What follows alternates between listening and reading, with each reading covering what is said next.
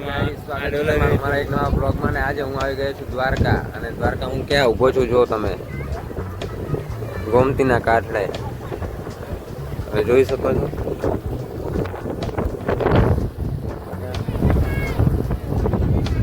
મારા બ્લોગમાં આજે હું તમને બધું જ બતાવવાનો છું તો તમે જોઈ શકો છો.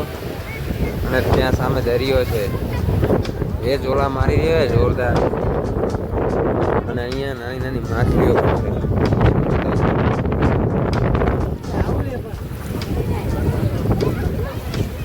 ત્યાં ઘણી બધી માછલીઓ છે અહીંયા. મને રહેજો બ્લોગમાં. અને દરિયો બહુ મસ્તીમાં છે અત્યારે. તો ગાઈસ આપણે ફાઇનલી આવી ગયા છે રૂકમણીના મંદિરે. અને આ છે મંદિર પણ અત્યારે બંધ છે. 1:50 થઈ છે એટલે 2 વાગે મંદિર ખુલશે ત્યારે આપણે દર્શન કરીશું. અને આ છે મંદિર તમે જોઈ શકો છો.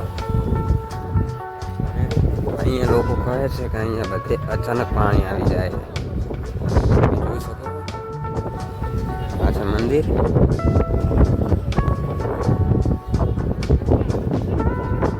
રસ્તોના રૂકમણીનું મંદિર છે. તમે જોઈ શકો છો. બ્લોગમાં બન્યા રહેજો. તમને બધું બતાવીશ. બેટ દ્વારકા ત્યાં પણ જવાનું છે તો બન્યા રહેજો બ્લોગમાં. આ છે રૂકમણીનું મંદિર. અને ત્યાં છે ત્યાં દ્વારકાનું મંદિર આવેલું છે. ત્યાં થોડી ધજા દેખાય છે. અહીંયા ત્યાં દ્વારકાનું મંદિર છે. આ છે રૂકમણીનું મંદિર તમે જોઈ શકો છો. ગાઈસ ફાઇનલી આપણે શિવરાજપુર બ્રિજ આવી ગયા છીએ. તમે જોઈ શકો છો. કેવું લાગે રોહિતભાઈ? બહુ મજા આવે છે. બહુ મજા આવે છે. તો બન્યા રહેજો હું તમને સમુદ્ર બતાવું. દરિયો અમારે કોઈ પાછળ આવે છે.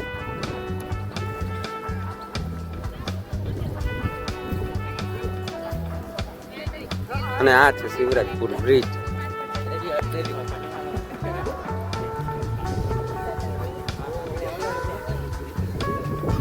જોઈ શકો ફાઇનલી હું દરિયામાં આવી ગયો છું ગાઈસ. જોઈ શકો છો. કેવું લાગે રૂએ ભાઈ?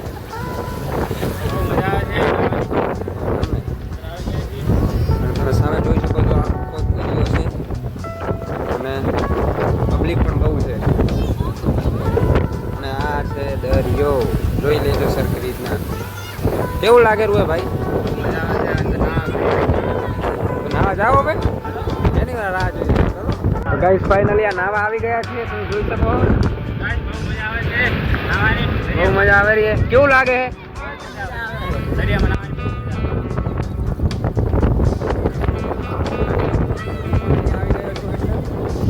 જોઈ શકો ગાઈસ.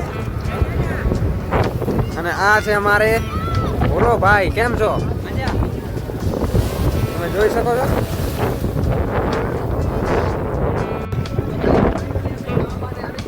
હું પણ નાવાનું ચાલુ કરી દીધું. ચલો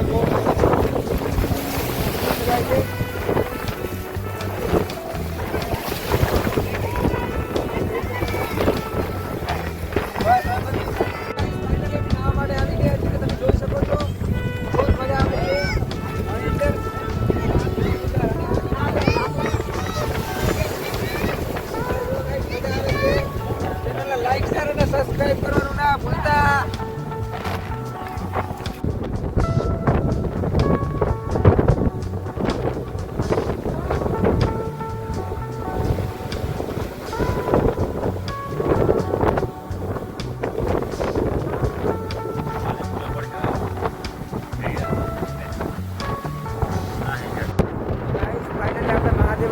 આવી ગયા છીએ. તમે આ દરિયો જોઈ શકો. ખાલી મોટા મોટા ઝૂલા આવી રહ્યા છે.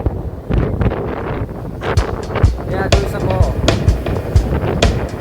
પાણી ઉડાડે તો